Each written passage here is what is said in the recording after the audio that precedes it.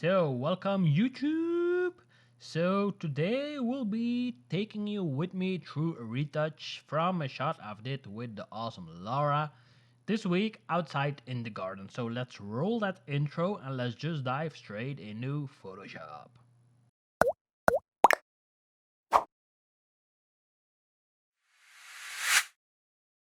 So, when we open up Capture One, this is the image I'll be retouching today together with you.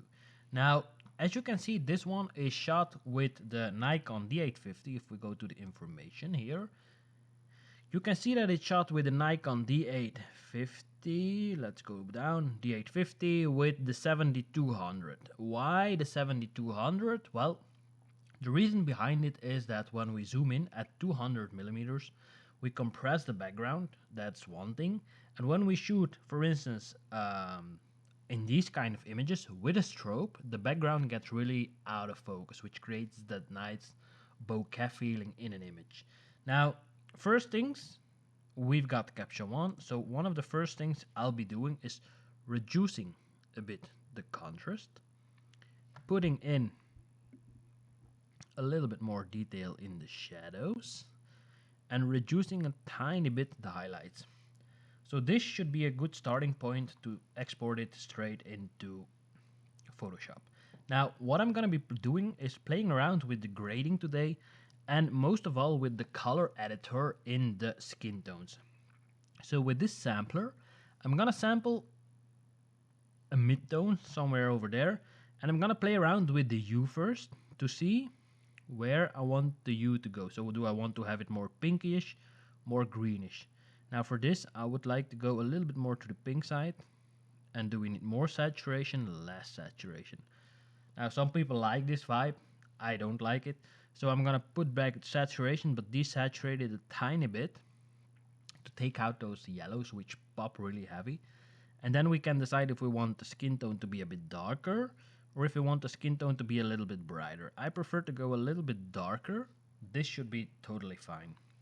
Now, in the uniformity part, you can take those different color patches in the skin and bring them together so that we have one whole image which has the same feeling in skin tones. Now, keep in mind if you do this and you do this for the entire image, the problem is that everything will be adjusted. So that's something to keep in mind. You can use a mask if you want. There's a possibility to work with layers in Capture One. But I'm just gonna do it the old way. Let's scroll up a bit so you guys can see what I'm actually doing. So I played around with the amount. There we go. And now I'm gonna play around with the hue. So if we drag it to the right, you can see that the hue, the skin tones totally change. We don't want that. We just want to even out the hue a little bit, and then saturation, we can desaturate or keep the saturation as is. And the same with lightness, we can make it really bright or really dark. Now I'm gonna lift it up a tiny bit and that should be fine.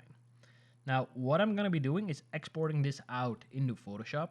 Now there has been a recent update of Capture One which removes the output tab on the right side. So now you have to click, you can do right click and do edit with Photoshop or export and then Photoshop, or you can go to export, make a preset, which is for me Photoshop 300 dpi, and I'm just gonna export it at a PSD color space Adobe RGB 16-bit scale fixed, and that's it. So I'm gonna export this image out, so it will be opening up Photoshop. Let's open it up. Here it is. And now, first things first, you can see that my display, my setup, is totally different than yours. That's because I customized mine to my needs. You can do that for yourself, or you can just take the normal, regular workspace. The difference will be that the tools on the right side will be on the left side, and these are just, how do we say, brushes, which have some of my presets in them. Now, first things, we're gonna duplicate the background, so hitting Ctrl J or just clicking and dragging it down until the plus icon.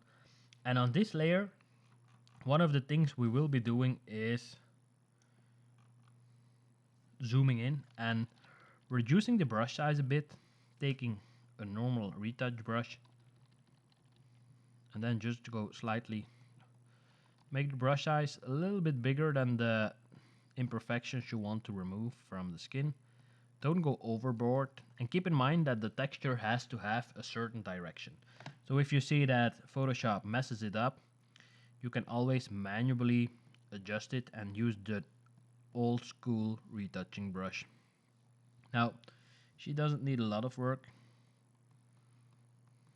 just here and there some imperfections.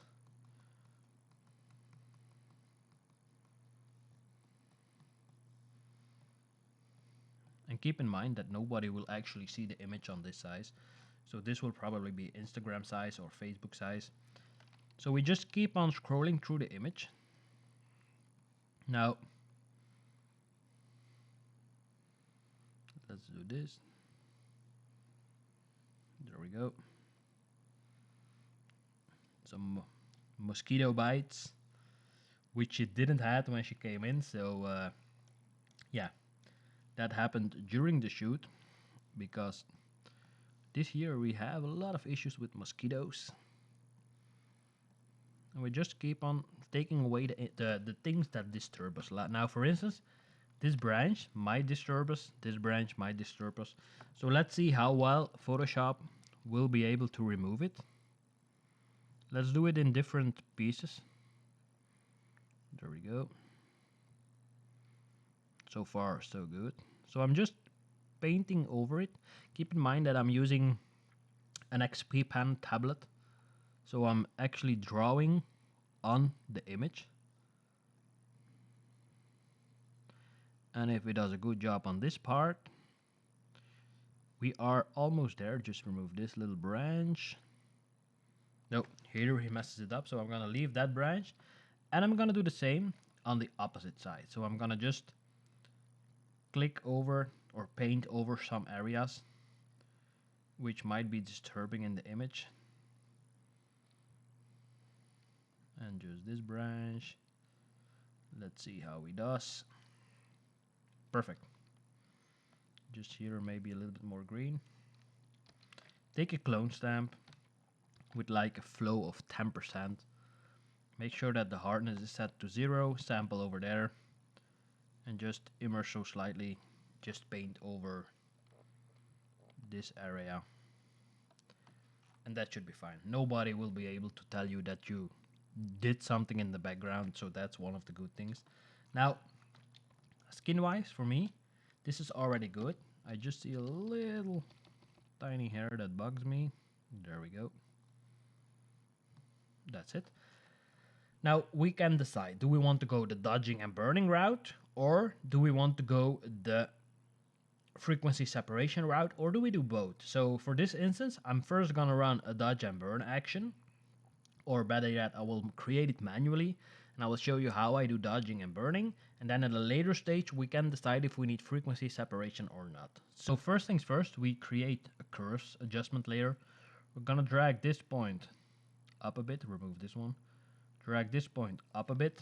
I'm gonna invert the layer mask by hitting Ctrl Command I, so that it makes the layer mask black. So black conceals, white reveals. If you keep that in mind, the black layer mask hides everything, white layer mask shows everything.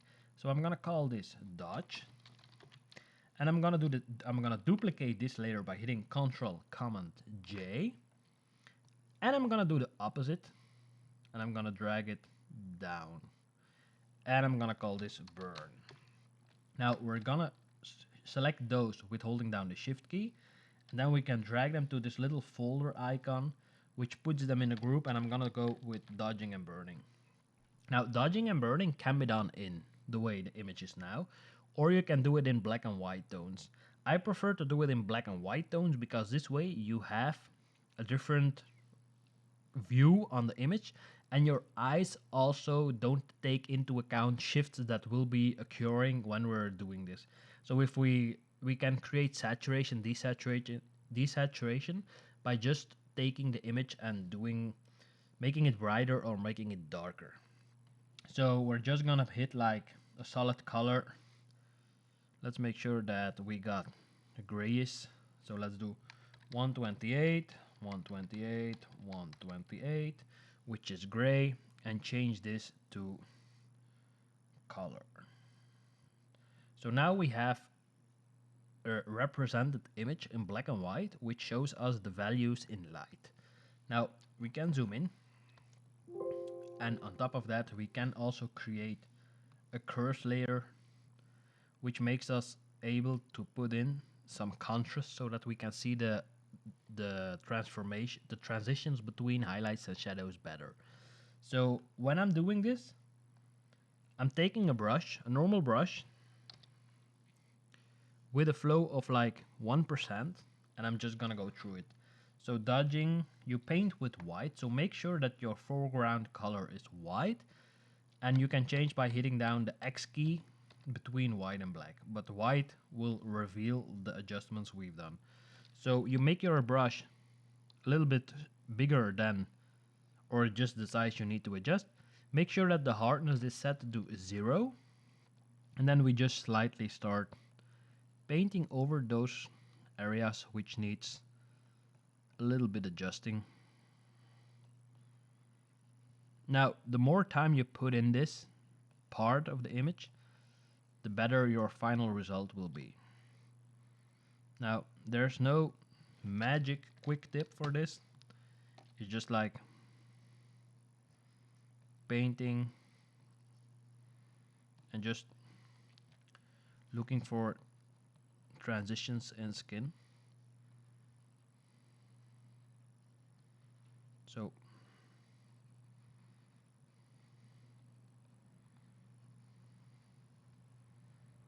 now we're just making things brighter, and we're not even focused on the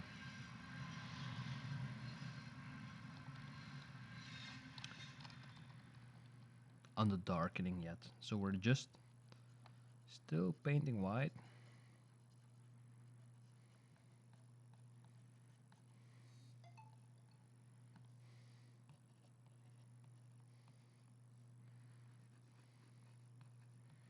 And of course, when we're doing this with a flow of 1%, you have to keep in mind that it takes quite some time to build up. So it's not like one stroke. The key here is that you really want to build things up. Now, you see me rotating the image. That's something you can do to refresh your eyes. And you can do it by holding down the R key on your keyboard. This way it lets you rotate the image. If you want to go out of this mode, just hit escape and it will reset your view.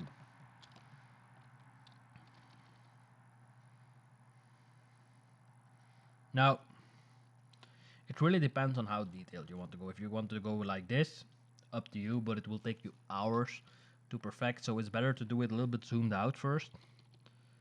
And then, yeah, just decide how much detail you want in or out of the image.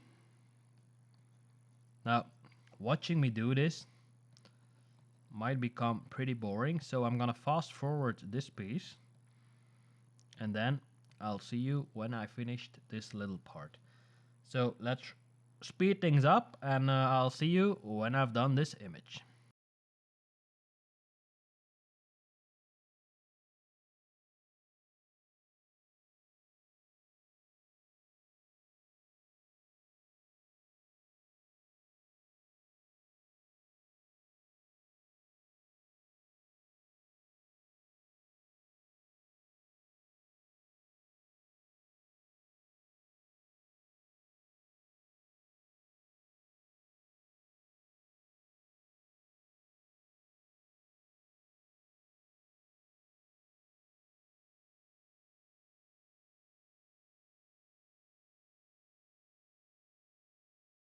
So when we switch things on and off, let's disable those outlayers. So when we do on and off, you can see the slight differences we created in the image. Now when we zoom out again, you see there's a lot of difference going on. Now it's up to you again how much time you want to spend in this.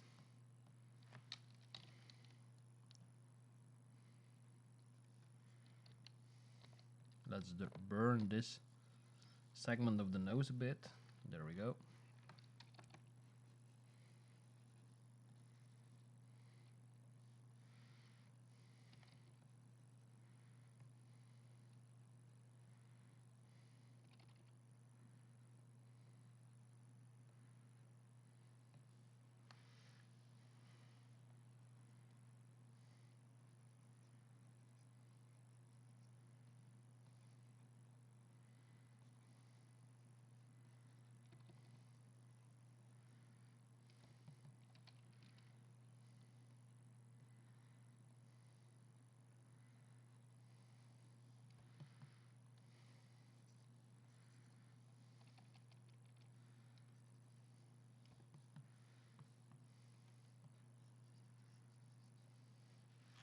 There we go. So that's one of the things you can do. So if we see before, after. Now, the next part we will be running is a frequency separation. Now, online you can find a lot of information about frequency separation. I'm just gonna run the way I run it.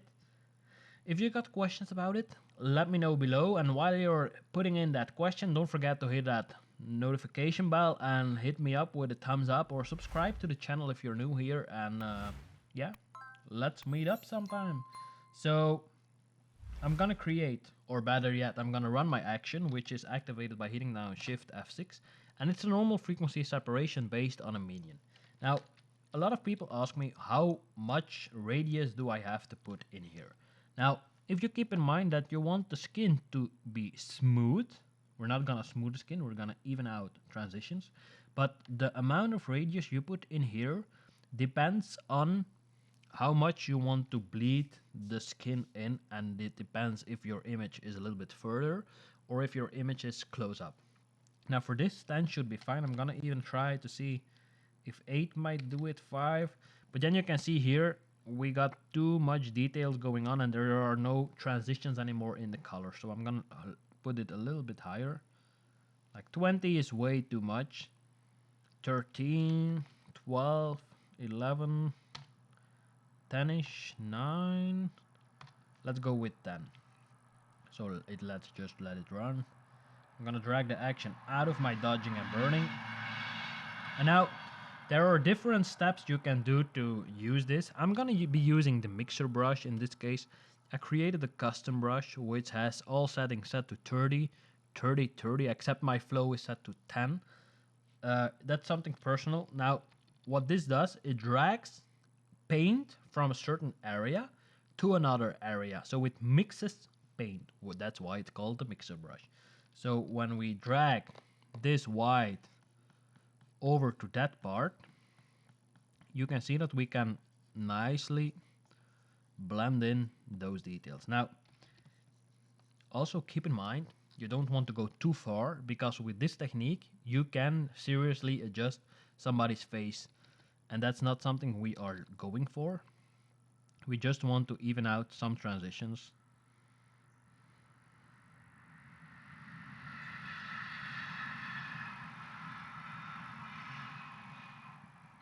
So if we even out these transitions, there we go. And let me just show you before and after. So you can tell that the transitions between shadows and highlights are just softer. Now we're gonna run this for the entire body, so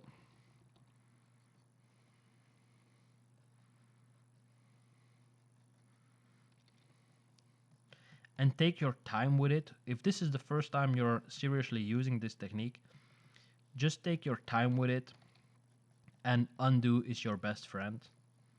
So don't hesitate to do Ctrl-Command-Z to make sure that everything is nicely blending.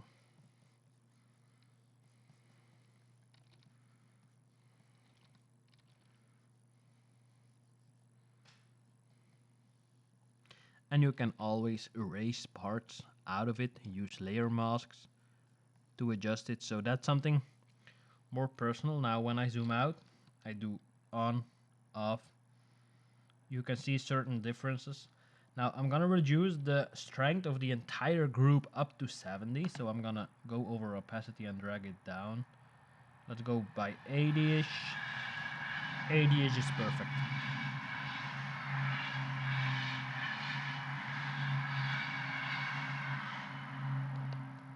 So this is before, this is after. Now the fun part will be the coloring. So for me, this image is done in regards of skin and everything. All the things that draw my attention are gone. So now it's more like the creative part, which is playing around with colors. Now, one of the things I like to use is selective color, color balance, or curves. So let's first play around with the easy one, which is color balance. And with color balance, it's just split up in tones. So you have shadows, midtones, and highlights. Now highlights, you can change the midtones, and you can change the shadows, and then you get something crazy like this. So that's not something we want. So again, let's do color balance. Just keep in mind that the color balance has the tendency to be a little bit more aggressive. So when you go to, for instance, blues in the shadows, you can see that the black starts to run down, or that the black loses all detail really quick. Now you can go the opposite way. Put in a little bit more orange. And keep in mind to do this adjustment small. Don't go immediately like plus I don't know what, but like keep them pretty small. Now I'm gonna go for a selective color, because in selective color you have all colors split up into the whites, which are the highlights, the neutrals or the midtones, blacks or the shadows, and then we have all different colors available. So for instance, if we want to make the red a little bit darker, we can just play around by dragging the black slider from a specific color to the right, and then we can let it shift towards the color we want. I'm gonna keep this at 0. I want to introduce a little bit more pinkish into the reds, and then a little bit more yellow, not too much. So as you can see, these adjustments are really minor.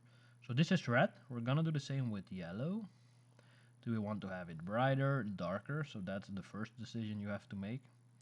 I want it a little bit darker, and I want it a little bit more yellowish, and I want it a little bit more purplish. So because we want to play around with the green and the purple, pink, which is in this image, so that's why we are messing around with it. And then when these two layers are from the help layer, so I'm going to remove them. So these both are from the color, and now a fun thing you can do is use a Hue Saturation. Let's go into the green channel, take this eyedropper, and just click somewhere on a color, and now you can just specifically change that color, which is really nice. That way you can like play around with all the colors, so you can see there are a lot of possibilities this way. You can even make them like red autumn if you want. I'm not gonna go with autumn. I'm gonna try to keep them pretty saturated, or at least green. So that's it. Now let's see if we do the same and we go into the magentas. We click on this pink, we drag it down, or we drag it up. The saturation can go down a bit. We might be able to change the color a bit. Now I don't want to play around too much with it, so I'm just gonna keep it really slow, really steady at these settings. Let's group them together, so by holding down the shift key and clicking on the last one, dragging them down to this folder icon. Let's call this toning, and when we enable and disable it, you can see there are subtle changes, but those subtle changes make the image pop and make it look realistic, so it's not a fake image. And this is the original, this is the after, so before, after. Really like how it came out. Now one of the final things I normally do is doing Liquify. So I'm gonna do Ctrl Shift Alt E, Command Shift Alt E on a Mac, and I'm gonna go into Filter, Liquify, and in Liquify we can adjust some minor adjustments if it wants to open up, because it takes a lot of CPU, especially when I'm recording this. I'm waiting.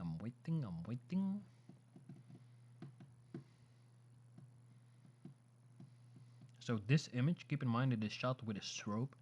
It's not just ambient light. And if you want more specific details, there's a Patreon I'm running where I'll explain all these things in detail. So feel free to check that one out. So what I'm gonna be doing is zooming in a bit.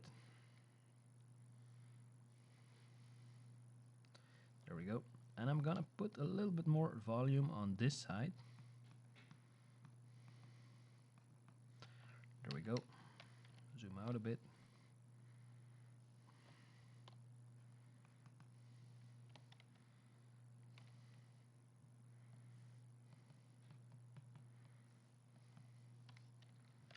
And there we go, and that's actually it. I don't do anything more. Just a little bit on the lip, and that's it.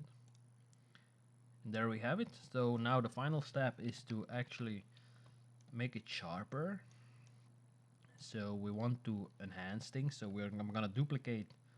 Let's do first Liquify.